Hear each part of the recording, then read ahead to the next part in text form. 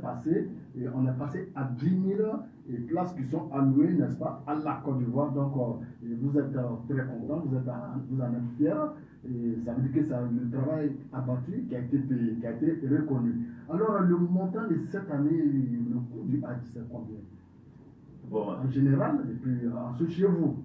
Il faut dire le coût des Hajj réel en Côte d'Ivoire est plus cher. D'accord. Mais l'État fait énormément de sacrifices. C'est plus cher, c'est combien réellement? Si on veut facturer normalement l'État, les organisations que la Côte d'Ivoire fait, prestations que la Côte d'Ivoire donne aux pèlerins, c'est pas moins de 4 millions, 3 millions, 600, 4 millions. Mais si vous faites puisque nous, on loge nos pèlerins très proches des lieux de culte, que ce soit Médine ou Maka. Vous parlez de la Côte d'Ivoire? Je parle de l'ensemble de l'organisation de Côte d'Ivoire, que ce soit étatique et privé. Puisque l'État a fait en sorte que les privés, ils ont un schéma, ils ne peuvent pas dépasser cela, ils ne peuvent pas dépasser 1 kilomètre des harams. Mais par exemple, nous, au niveau de Alouda Voyage, nous, on a 500-600 mètres des harams. Mais pourquoi les hôtels de là, les hôtels qui sont là sont très chers. Nous, on fait en sorte que les pèlerins aient accès facilement à la mosquée. Puisqu'ils s'en vont pour la prière. Pour vous voulez les mettre à l'aise. Il faut les mettre à l'aise. S'ils sont loin, ils ne peuvent pas venir à la mosquée à tout moment. Mais nous, on fait en sorte qu'à chaque heure de prière, ils ont la possibilité de partir faire la prière dans la grande mosquée, que ce soit Médine ou Maka. Donc, les places comme ça qui sont vraiment très proches des harams, les hôtels qui sont là-bas, ils sont très chers. Très chers. Ils sont très très chers. Donc, ça fait que quand on dit que le coût des Hajj en Côte d'Ivoire est cher, quand ils voient la prestation, ceux qui voyagent beaucoup, ils nous disent même souvent que est-ce que l'argent que vous nous prenez peut faire ce travail. Voilà. Mais malheureusement, il y a beaucoup de nos concitoyens qui ne voyaient pas beaucoup. Donc souvent même que c'est à la première fois qu'ils montent dans l'avion, donc ils ne savent pas. Ils vont dire que c'est cher. Mais ceux qui sont habitués à voyager, ils savent que les prestations qu'on donne, vraiment des coûts petits pour ça. Mais nous, en tant qu'une organisation qui facilite les voyages entre nos pèlerins et les partenaires, que ce soit les partenaires hôteliers et l'avionneur, nous, notre rôle en tant que responsable de l'agence de voyage, conseiller en voyage, faciliter, comment on appelle, les coûts à nos pèlerins. Voilà pourquoi on négocie beaucoup. Sinon, si on doit facturer comme il faut, je pense que ça sera beaucoup plus cher que ça. D'accord. Alors, sur le prix homologué, n'est-ce pas, c'est 2 millions de francs.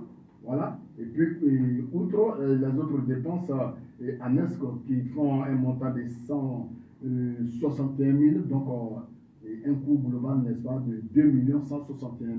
Voilà. Et les inscriptions commencent, je crois, le 12 février, si je ne m'abuse. Ça, c'est le coût. Vous êtes prêts? Ça, c'est le coût des Hajj étatiques. Puisque c'est ce que j'ai dit au début de l'émission, j'ai dit que l'État fait énormément de sacrifices pour pouvoir vraiment organiser Hajj en Côte d'Ivoire. Ça, quand ils regardent, c'est que l'État subventionne avant que les pèlerins payent 2 160 000 et beaucoup d'argent. Donc, ça veut dire qu'il y a deux prix en Côte d'Ivoire. C'est ce que les pèlerins et nos concitoyens doivent savoir. C'est-à-dire étatique, un peu plus moins cher parce que c'est subventionné par l'État. Mais les privés, un peu plus cher, puisque pour le moment, on n'a pas encore de subvention. Donc, il faut vraiment faire avec les moyens que nous-mêmes on a. Mais depuis 15 ans, vous êtes dans le Gion, n'est-ce pas, l'organisation du Hajj. Pourquoi est-ce que vous n'avez pas encore jusqu'à ce jour des partenaires, des sponsors, comme vous le dites?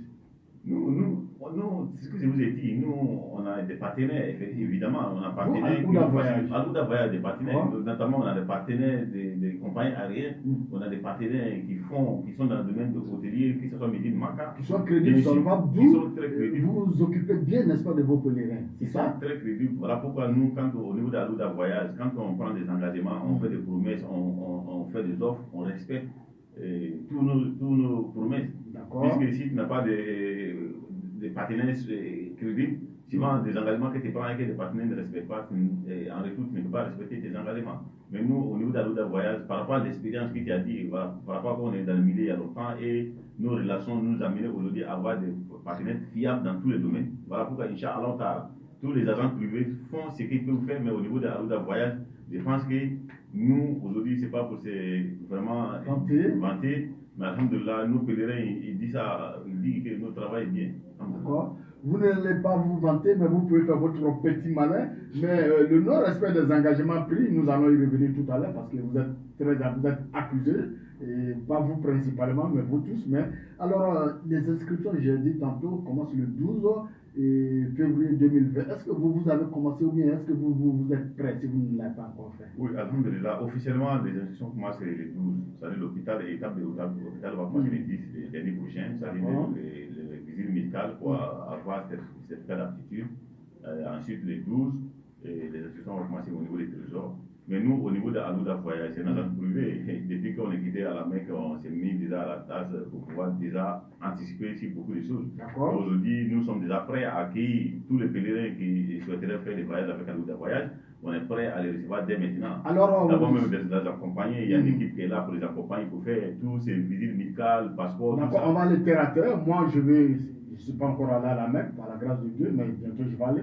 Alors, il y a mon DG, mon DP, mon ami, mon jeune frère, Elad Bola, veut m'aider, il veut que j'aille à Ouda Voyage. Alors, qu'est-ce que je fais? Quelles sont les démarches que je dois entreprendre? Il faut dire, première démarche, il faut entreprendre, il faut avoir le passeport biométrique. D'accord. Le passeport biométrique, au moins. Comment je l'obtiens? Pour obtenir le passeport biométrique, il faut avoir une carte d'identité. D'accord. La carte d'identité, voilà, et on a plusieurs points d'enrôlement au niveau d'Abidjan. Précisément, nous sommes Yoko, on va vous conseiller le site de Yoko qui est toujours derrière, comment on appelle ça, les fils s'appellent pompiers. D'accord. Si vous arrivez là-bas, vous allez faire votre passeport. Ça coûte 40 000, vous payez 40 000 à la banque et Ecobank. Ils vont vous donner une quittance. D'accord. Vous complétez votre dossier avec ça, avec une photo. Donc, ils vont vous enrouler 3 jours après, vous allez avoir votre passeport. D'accord. Si vous avez votre passeport, c'est ce que je vous ai dit, à partir de 10, il faut aller faire les visites médicales pour avoir ton aptitude, sévère aptitude, qui montre que les médecins vont certifier que vous êtes en bonne santé pour pouvoir effectuer les actes cette année. D'accord. Et si vous avez tout ça, vous réunissez avec photocopie de calendrier, 8 photos d'identité fond plan, et vous venez à notre agence, soit Cosmos, on a un bureau annexe à Cosmos, toujours au premier étage. D'accord. Ou soit vous venez à notre siège ici à Wassakra, ici, et à la mosquée Taoufik, et vous venez avec votre comment on appelle, frais de Hajj. Cette année, au niveau des privés qui est autorisé par l'État, de 3 250 000. Vous venez avec ça, c'est y compris tous les frais annexes que vous avez dit pour l'État tout à l'heure.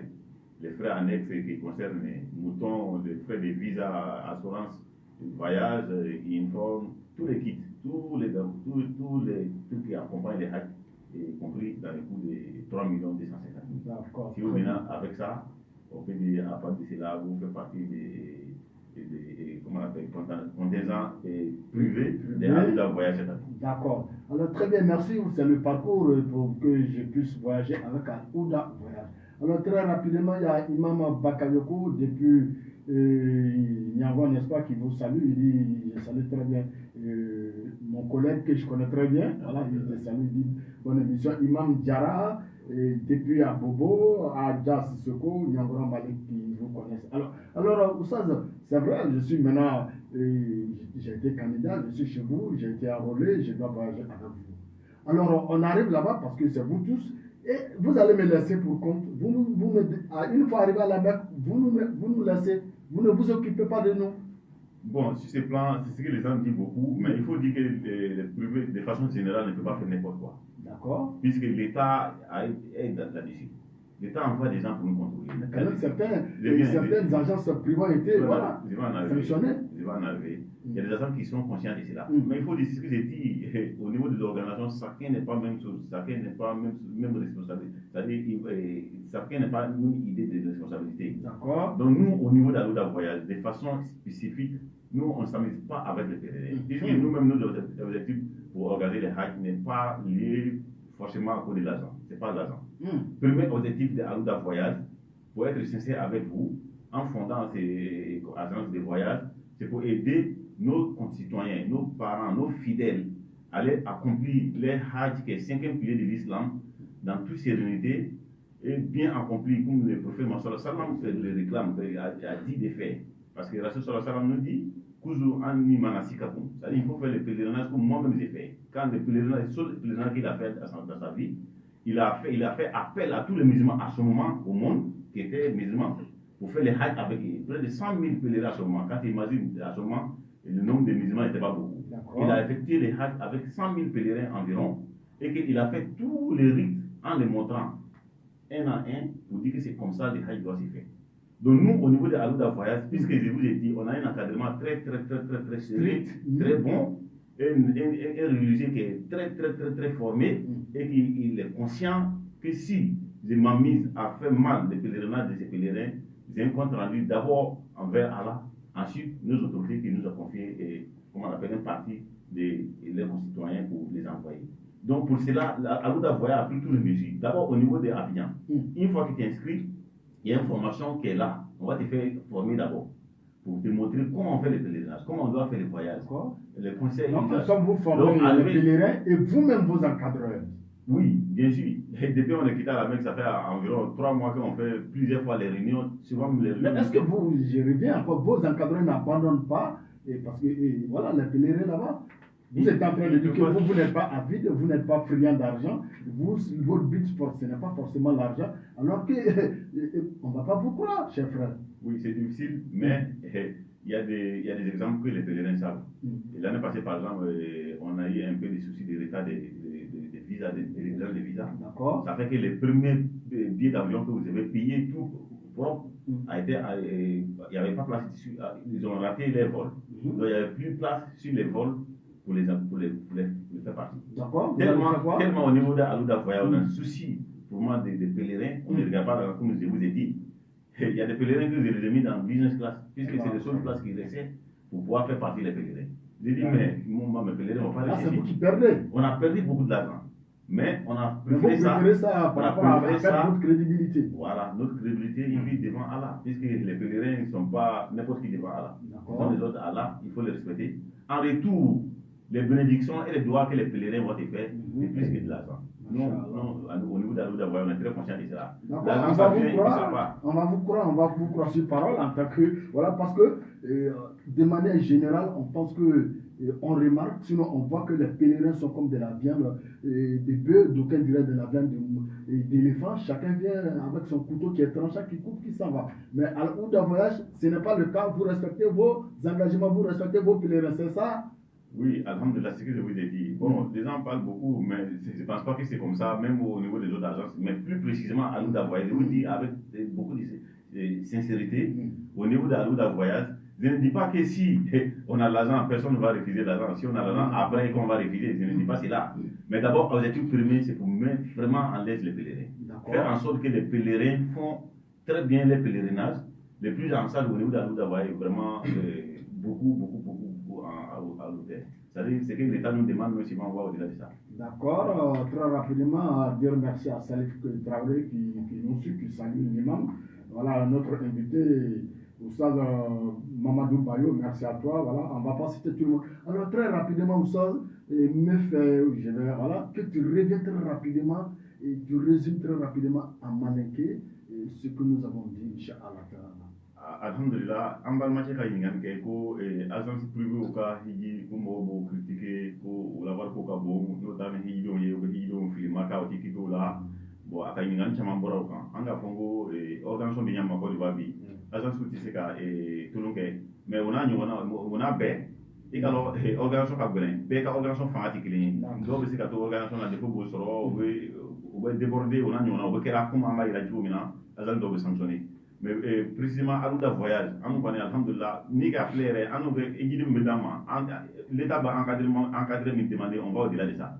Par exemple, Higi me demande en 2019, on a Higi de Momo, qui me fla, à mon bio, dans tout cas, encadrer, même dans tout encadrer le woro, ça suffit. Mais en tant qu'encadrer tant en woro flé, encadrer tant en woro fla, au bec à rôle, sous ka fratelli, quand on dit son modèle, au bec à rôle, qui équipe Higi là.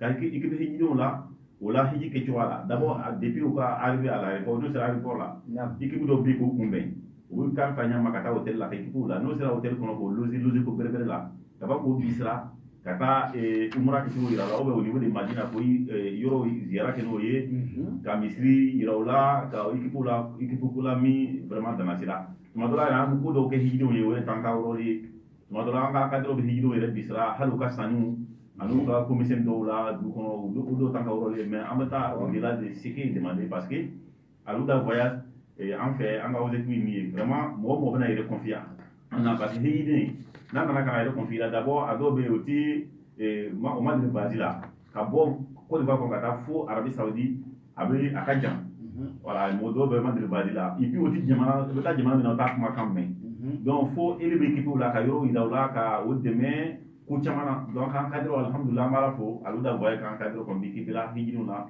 Kosobe. Donc, il y a un travail, et en Zasignon, Bella Jennifer. Tiens, quand on va faire comme un avec eux, Doba, de Foko sur là, Ama, il y a un Zasignon, on va faire vraiment critique au niveau de la boulot, en Bella Jennifer, c'est-à-dire, tu veux bien faire critique en considération, quand c'est un service amélioré, pour que Hiji organisation qui est un dimanche comme l'État va faire tout bien. Parce que l'État investit dans la Kosobe pour que Hiji organisation pour que Yumana, pour que soit bien, alhamdulillah, tout le monde comme Mablo organisation parce que à Franchement, Arabie Saoudite dit Diamant Municipal là comme meilleur exemple en Afrique. Vraiment, la cause va faire en partie. Donc, en balmo fou, à y a la fait, à y la machine à la boucle. Aminallah, quand on a un bay, quand on est kala, quand Bola et Oussa Bola Kala Tougouni, quand Oussa Zokulibel Kala, quand un bay Kala, Inch'Allah, tout le personnel de Radio Al-Fourqan, la voix de l'islam authentique. Je rappelle que vous êtes à l'émission Face aux auditeurs, votre émission Talk Show. Nous sommes en train de recevoir notre frère, Oussa, que j'appelle, je le disais tantôt, docteur Konaté, n'est-ce pas, qui est le DG, le directeur général de l'agence de voyage, Al-Ouda Voyageur, qui est là. Alors, on va monter le temps très rapidement. Alhamdulillah, c'était un peu chaud. Et le téléphone, il est ouvert, hein, et vous pourrez participer à l'émission en appelant au 21 74 33 92. Je répète, 21 74 33 92 pour toute préoccupation ou bien poser des questions ou toute une contribution. Alors, Oussad Amé, on revient à vous, Inch'Allah, le temps que probablement les auditeurs appellent, il y a un qui est à l'écoute. Salam alaikum rahmatullah. Et pour eux, vous, n'est-ce pas, dit, voilà, Masha'Allah, qu'Allah nous aide. Voilà, il était trop proche de son transistor. Et donc, Oussad, Al-Ouda Voyage, c'est la crédibilité, c'est la solvabilité, c'est des gens aguerris, c'est ça. Et ce sont des personnes, des encadreurs qui sont bien formés. C'est ce que vous voulez nous dire. Oui. Alors, comment est-ce qu'on peut vous joindre? Pour nous joindre, c'est facile. Notre numéro de bureau, c'est 23 00 18 80.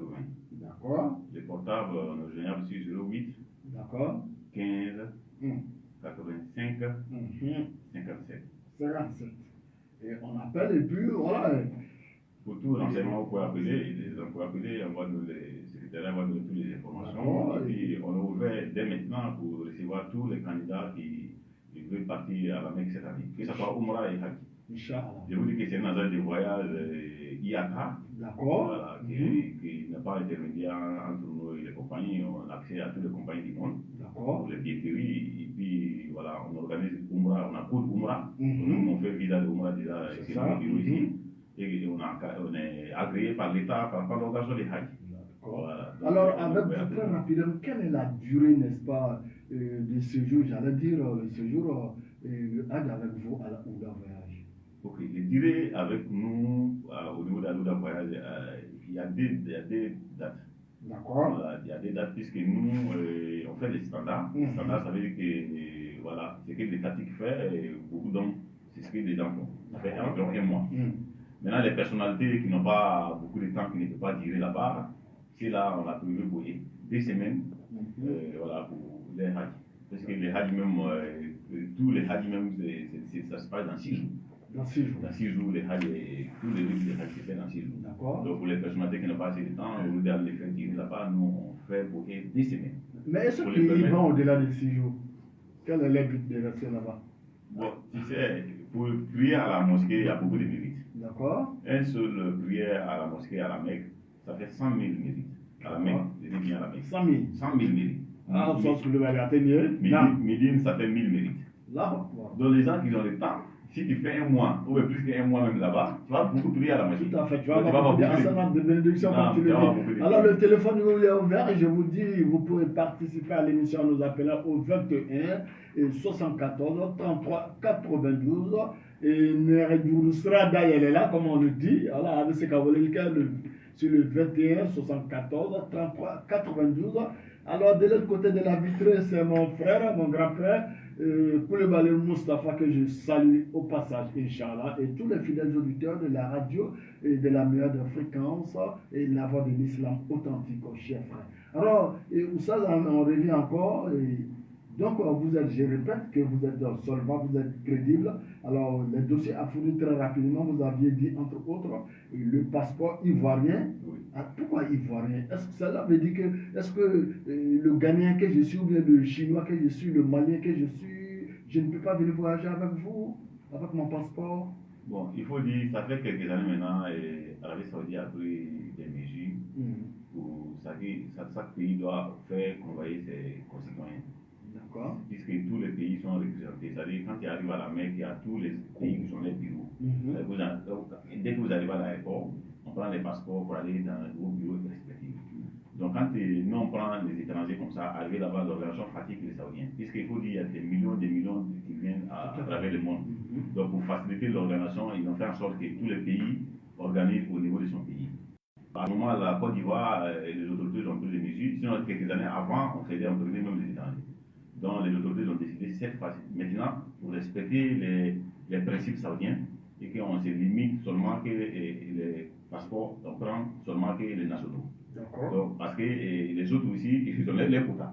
Parce que sinon, on prend les 10 000 quotas qui a été prévus à la Côte d'Ivoire, par exemple. Sinon, on prend les étrangers, les Maliens, les Burkinabés, les autres nationalités. Ok, les places aussi est prévues dans les pays. C'est comme ils jouent sur les quotas ivoiriens et pour laisser les places vides dans les pays respectifs. D'accord, d'aventure, je suis malien par exemple, je suis burkinabé, je suis ghanéen, je n'ai pas eu de place chez moi. Est-ce que je peux venir chez vous, voyager avec vous dans le privé? C'est difficile, c'est ce que j'ai dit. Et si tu n'as pas les passeports ivoiriens, tu ne peux pas voyager avec ton contenant ivoirien. Tu es obligé de voyager avec ton pays respectif. Voilà, maintenant les agents de voyage facilitent cela. Souvent, il y en a qui se font orienter. Voilà, surtout la sous-région, des pays comme le Mali, Burkina, souvent, il y a les agents qui sont là-bas, qui sont représentés en Côte d'Ivoire, qui peuvent rentrer en contact avec cela. D'accord. Voilà, donc, on retient que tant que je n'ai pas un passeport ivoirien, je ne peux pas voyager seulement. D'accord, très bien. Alors, vous avez parlé tantôt du prophète Mohammed sallallahu alayhi wa sallam, le prophète de l'islam. Alors, alors est-ce que, de quoi me demanderait, est-ce que le Hajj est important pour le musulman? Le Hajj est important puisque ça fait partie des piliers même de l'islam. D'accord. L'islam a 5 piliers. Donc le Hajj fait en partie, qui est le 5e pilier. Donc c'est très très important puisque le Hajj a beaucoup de mérites. L'un des mérites du Hajj, la Rasul sallallahu nous dit Hajj mabrou laysa lahu jazaa illa al-jannah. Le Hajj bien fait, qui a respecté toutes les conditions que j'ai dit là, n'a pas de que de mérite que le paradis. Non. C'est-à-dire, tu as bien fait les Hajj, les mérites des Hajj, c'est le paradis. Alors que tous les musulmans, nous disent c'est pour avoir le paradis. Donc, c'est une obligation? C'est une obligation, bien sûr, mais c'est conditionné. D'accord. C'est qu'ils ont les moyens. Voilà, il faut avoir les moyens, il y a des moyens physiques et moyens financiers. Si le délai est réuni, ça devient obligatoire sur toi. Si tu ne fais pas, c'est pour les autres pays. Mais celui qui n'a pas de moyens, c'est pas obligatoire. Mais tous les musulmans veulent partir. Si moi, je n'ai pas les moyens. Vous me dites que ce n'est pas obligatoire. Mais j'ai envie d'aller. Qu'est-ce que je fais? Est-ce que si quelqu'un vient me donner de l'argent, peu importe, je ne demande pas l'origine de l'argent, je peux partir, voyager avec? Si quelqu'un décide de vous faire partie, voilà. Donc, par exemple, il faut dire que, par exemple, on prend l'exemple, un non-musulman. Je ne le connais même pas. Voilà, un non-musulman que tu ne connais pas, il vient, il dit, bon, je paye ton Hajj pour partir. Toi, tu n'as pas de problème. Mais je ne cherche pas à connaître l'origine de l'argent. Non, c'est ce que j'ai dit.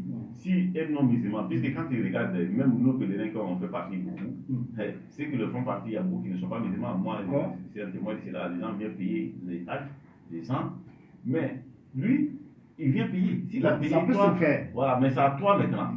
Que tu es le propriétaire de l'argent, que tu ne peux pas cesser un faux l'argent, ça veut dire l'argent qui n'est pas licite, pour aller faire des Hajj avec. Il faut tout faire pour cesser l'argent. Parce que comme tu as mis de partir, tu as mis de partir. Donc j'ai raison. Tu vas aller voler l'argent pour partir. Moi je n'ai pas l'argent. Il y a quelqu'un qui vient, un non-musulman qui me donne les moyens, il dit, je vais te faire partir dans la main.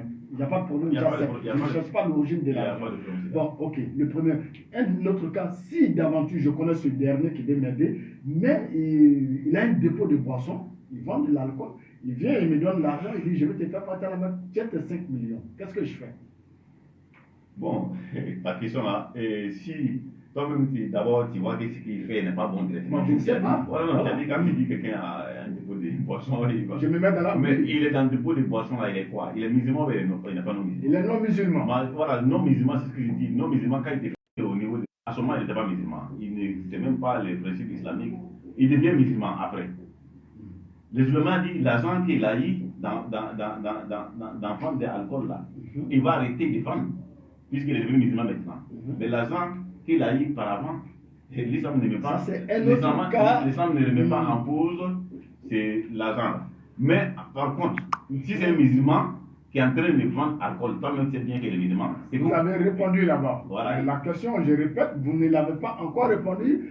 Et pour ça, je me mets aussi, comme il a dit, là, j'ai dans la peau de l'auditeur. Et le téléphone, il est ouvert, c'est le 21 74 33 92, 21 74 et 33 92. Il ne nous reste que plus que 3 minutes, Masha'Allah. Alors, on va revenir encore à l'imam. Peut-être que je vais bien reformuler parce que c'est que Cheikh Okuluba de l'autre côté n'a pas bien compris.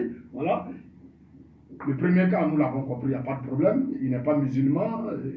Il me donne de l'argent pendant la Mecque, je l'accepte. Je ne cherche pas les origines. Le deuxième cas, je le dis, il n'est pas musulman, c'est un non-musulman, mais il vend de l'alcool qui est prohibé, n'est-ce pas, par l'islam. Il me donne l'argent, je prends, je vais à la Mecque. C'est ça?